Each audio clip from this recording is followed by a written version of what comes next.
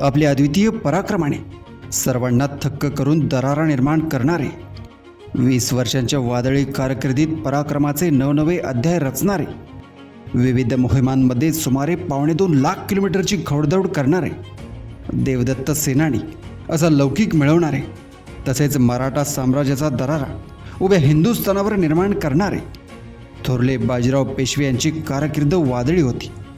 18 August 1700 साली थोरले बाजीराव पेशवे यांचा जन्म झाला. थोरले बाजीराव म्हणजे असा धुरंधर पेशवा की ज्याचा कधीही पराजय झाला नाही, ज्यांनी आपल्या कुशल युद्ध नेतृत्वाने छत्रपती शिवरायांनी स्थापन केलेल्या हिंदवी स्वराज्याच्या सीमा उत्तर भारतात विस्तारल्या.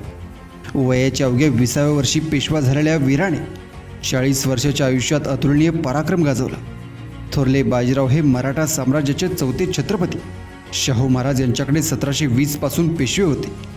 ते थोरले बाजीराव किंवा पहिले बाजीराव या नावानेही ते ओळखले जात. बाळाजी विश्वनाथ हे बाजीरावांचे वडील. वडिलांच्या सानिध्यात बाजीराव बरेच काही शिकले. शिपाईगडी करण्याची खुमखुमी त्यांच्यात लहानपणापासूनच होती. म्हणूनच बाळाजी विश्वनाथ यांच्याबरोबर दिल्लीच्या बादशहाची भेट घ्यायला ते गेले तेव्हा 19 वर्षांचा बाजी त्यांच्याबरोबर होता. उत्तर हिंदुस्थानात मराठी सत्तेला हातपाय पसरण्यासाठी किती शक्यता आहे याचा अंदाज या कोवळ्या वयातच बाजीरावांना आला होता. रणधुरंधर असलेल्या पहिल्या बाजीरावांनी आपल्या कुशल युद्ध नेतृत्वाने छत्रपती शिवरायांनी स्थापलेल्या मराठी दौलतीच्या सीमा उत्तर भारतात विस्तारल्या. वेगवान हालचाल हा त्यांच्या युद्ध कौशल्याचा महत्त्वाचा भाग होता. बाजीराव शिपाईगडे होते. उण्यापुऱ्या 40 वर्षांच्या आयुष्यात त्यांनी अतुलनीय पराक्रम गाजवला.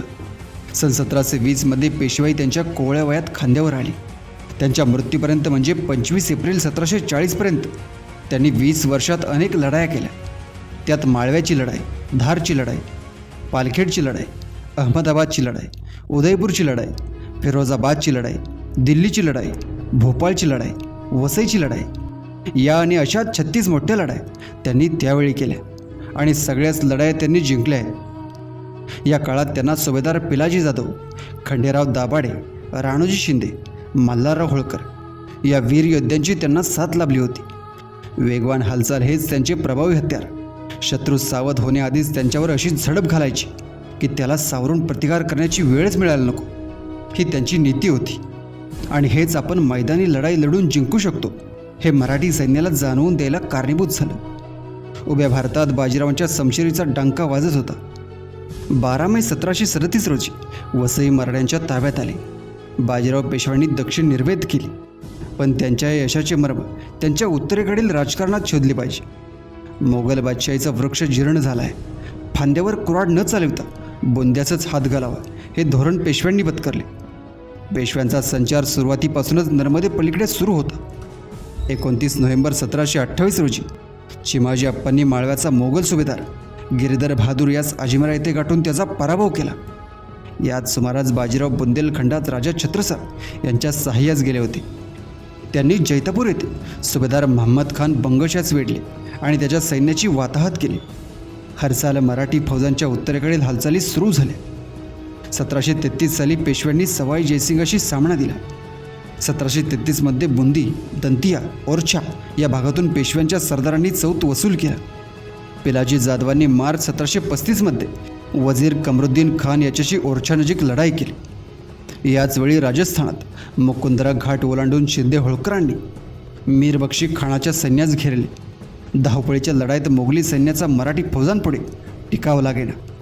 माळव्याचा चौथ म्हणून मोगल दरबाराने दरसाल मराठ्यांना 22 लाख रुपये द्यावेत या अटींवर युद्ध तहकुबी झाली. मीर बक्षी आणि सवाई जयसिंग याचे तडजोडीचे धोरण मोगल दरबारास मान्य होईना. तेव्हा फिरून एकदा बाजीराव आपल्या फौजांसहित उत्तरेत चालून आले. जयसिंगांमार्फत दिल्ली दरबाराशी बोलणी सुरू झाली. माळव्याची सुभेदारे, धार, रायसीन इत्यादी किल्ले, काही जहागिरी, बंगालच्या वसुलात 5 लाखांचा चौथ, अलाहाबाद, वाराणसी, गया, मथुरा इत्यादी हिंदूंची पवित्र क्षेत्रे, दक्कनची सरदेश पांडेगिरी व दक्षिणेत 5 लाखांची जहागीर या मागण्या पेशव्यांनी दरबारांकडे केल्या. पेशव्यांच्या वाढत्या मागण्या दिल्ली दरबारास मान्य होईनात. चालढकलीचे धोरण दरबाराने स्वीकारले. तेव्हा पुन्हा 1737च्या सुरुवातीस बाजीरावांनी उत्तरेकडे चाल केली. बाजीरावांचा रस्ता रोखून धरण्याकरिता 2 मोगली फौजा दिल्लीतून निघाल्या दोन्ही सैन्याची नजर चुकून मराठी फौज 29 मार्च रोजी दिल्ली नजीक येऊन ठेपली. राजधानी आता उद्ध्वस्त होणार अशी धास्ती सर्वांना वाटू लागली. आपल्या मागण्यास अनुकूल असणाऱ्या पक्षांच्या विचाराने बादशाह वागेल अशी बाजीरावांची अपेक्षा होती. पण दिल्ली दरबारात पेशव्यांचे वर्चस्व स्थापन झाल्यास आपण निर्माल्यवत होणार हे ओळखून निजामाने उत्तरेस प्रयाण केले. मराठ्यांचे आक्रमण हाणून पाडण्याकरिता मोठी फौज, जंगी तोफखाना आणि भरपूर खजिना निजामाच्या स्वाधीन करण्यात आला. निजामाची स्वारी बाजीरावांशी निकराचा सामना घेण्याच्या इराद्याने निघाली. बाजीरावांनी भोपाळ नजीक निजामास गाठले. 15 डिसेंबर 1737 रोजी निजामाचा पराभव झाला. तो भोपाळच्या किल्ल्याच्या आश्रयास गेला. बाजीरावांच्या फौजेने शत्रूची नाकेबंदी केली. निजामाचे प्रयत्न निष्फळ ठरले. तेव्हा त्याने बाजीरावांच्या मागण्यास दरबाराकडून मान्यता मिळवून देऊ या अटींवर संमती देऊन 7 जानेवारी 1728 रोजी समेट केला. माळवा सुबा, नर्मदा आणि चंबळ यामधील सर्व प्रदेश हे मराठ्यांना बहाल करावायचे आणि त्याबाबतचे बादशाही फरमान पेशव्यास मिळवून द्यावायचे या अटींवर पेशव्यांनी वेढा उठवला. भोपाळचा विजय हा बाजीरावांच्या कारकिर्दीतील सर्वोच्च बिंदू होय. या विजयाने माळवा बुंदेलखंडात मराठी सत्ता प्रस्थापित झाली आणि मोगल दरबारात मराठ्यांचे वर्चस्व वाढले. पुढील 2 वर्षात बाजीरावांचे खानदेश माळव्यात हालचाली सुरू होते. बाजीरावांची युद्धनीती कधीच शत्रूला समजली नाही. बाजीराव म्हणत, रात्र ही झोपेकरिता नाही, तर ती बेसावत शत्रूंच्या छावण्यावर हल्ला करण्याची देवाने दिलेली नामी संधी आहे. झोप ही घोड्यावर बसल्यावर घेता आली पाहिजे. या उद्गारामागे एक महत्त्वाची बाब दृष्टीत पडते, ती म्हणजे बाजीरावांचे स्वतःच्या झोपेबद्दल असलेले नियंत्रण. बाजीराव घोड्यावर बसून झोप घेत असे अशी नोंद अनेक ऐतिहासिक बखरींमध्ये आढळून येते. चिमाजी अप्पा हे बाजीरावांचे धाकटे भाऊ. यांनी देखील कोकण घाट आणि किनाऱ्यावर मराठी सत्तेचा भगवा फडकवत ठेवला. बाजीरावांना शोभेल असाच हा त्यांचा धाकटा भाऊ होता. बाजीरावांनी दिल्लीला आणि चिमाजी अप्पांनी पोर्तुगीजांना त्यांची जागा दाखवून दिली. या लढाईत चिमाजी अप्पांनी पोर्तुगीजांकडून 7 शहरे, 4 बंदरे, 2 लढाऊ टिकडे आणि 340 गावे जिंकून घेतल्याचा उल्लेख मिळतो.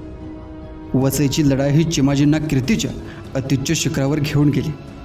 त्यांची जाणीव ठेवून चिमाजींनी वसईजवळच वजेश्वरी देवीचे सुंदर मंदिर बांधले. 27 फेब्रुवारी 1740 रोजी नासिर जंगविरुद्ध जिंकून मुंगी पैठण येथे तह झाला. तहात नासिर जंगाने हांडिया व खरगोण हे बाजीरावांना दिले. त्याचीच व्यवस्था लावण्यासाठी 30 मार्च रोजी बाजीराव खरगोणला गेले. या स्वारीत अचानक प्रकृती बिघडून नर्मदा तीरावर रावेरखेडी या गावी विषम ज्वराने 28 एप्रिल 1740 रोजी बाजीराव पेशव्यांचे निधन झाले.